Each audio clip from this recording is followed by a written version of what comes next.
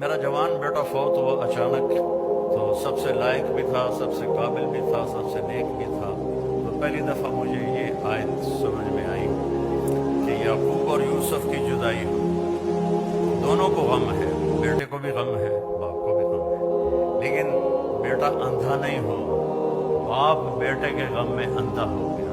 وَابْيَضَّتْ عَيْنَاهُ مِنَ الْحُزْنِ فَهُوَ كَظِيمٌ، یوسف کے غم میں ان کی آنکھیں ختم ہو، سفید ہو گئیں، یعنی یہ جو درمیان والی پتلی ہے یہ بھی غائب ہو گئی۔ اتنا دکھ دیکھا، جیسے بچپن جیسے پیدائشی اندھے ہوتے ہیں ان کی پتلی نہیں ہوتی، اس طرح غم تھا، پتلی غائب ہو گئی 40 سال۔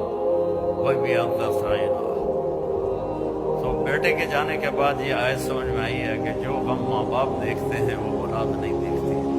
ماں سامنے گئی، باپ سامنے گیا، چاچے سامنے گئے، تائی سامنے گئے، کزن سامنے گئے، لیکن عاصم کا جانا کوئی اور طرح کا ہی تھا۔ اللہ کسی کو یہ دکھ نہ دکھائے۔ قبر میں آپ تو مسورات ہیں، ہم لوگ قبر میں اتارتے ہیں جب ایک تاریک کوٹھڑی میں، تو دل ہل جاتا ہے۔ ان سب سے زیادہ جو دل ٹوٹا اور بکھرا وہ اپنے بچے کی قبر میں جاتے ہوئے دیکھ کے ٹوٹا۔ تو یوسف علیہ السلام کے لیے یعقوب علیہ السلام کی آنکھیں سفید ہو گئیں، لیکن اپنے بچوں کو ایک دفعہ بھی نہیں کہا کہ تم نے میرے بیٹے پر زیادتی کی اور اس کو تم نے تباہ کر دیا، ایک دفعہ۔ آخر کار یوسف بھی مل گئے اور بچوں کو بھی توبہ کی توفیق نصیب ہو۔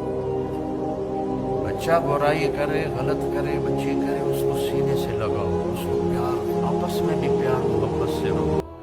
خامد اور بیوی آپس میں لڑ پڑیں اور پھر صلح کر لیں تو ان کے پچھلے سارے گناہ معاف ہو جاتے ہیں۔